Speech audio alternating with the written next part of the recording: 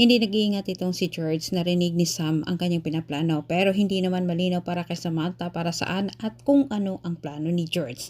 Nagawan kaagad ang paraan ni George para hindi magduda si Samantha sa kanya, iniba niya ang usapan. Subalit iba ang kutob ni Samantha. Samantala walang lusot itong si Aurora kay Samantha sa bagong natuklasan ni Sam na silang dalawa ni Rebecca ay totoo magkapatid. Kinompronta ni Sam kaagad itong si Aurora. Ngunit itinanggi naman ni Aurora, subalit inilatag kaagad ni Sam ang ebidensyang hawak niya kahit walang nagawa itong si Aurora kundi aminin ang totoo at dinipinsahan din niya ang kanyang sarili.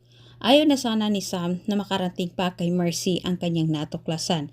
Ngunit dahil sa mga staff na Marites at ni Galvan, nalaman nila Mercy at Galvan ang totoo. Galit na galit naman na kinompronta ni Galvan itong si Aurora sa harap ni Amando. Nagalit man itong si Aurora ngunit wala siyang magawa para itanggi ito dahil malinaw pa sa birth certificate na hawak ni Sam ngayon. Depensa ni Aurora, ginawa niyang ilihim ang lahat dahil kagustuhan umano ito ni Orly na kailangang itago itong si Rebecca. Iniwasan umano ni Orly na magkakagulo. Ngunit para kay Galvan, lalo na kay Samantha, may mabigat na dahilan itong si Aurora kaya tinago umano ang totoong pagkatao ni Rebecca.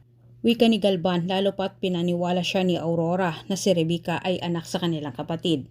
Nanibago naman itong si Aurora sa hindi na ipinagtanggol siya ni Amando kay Galvan. Sinabi naman ni Amando na hindi umano karapat-dapat itong si Aurora na ipagtanggol niya. Gawa ng hindi naman umano ito marunong tumanaw ng malaking utang na loob. Kagaya na lang umano sa hindi pagpapahalaga ni Aurora sa mga nagawa ni Amando.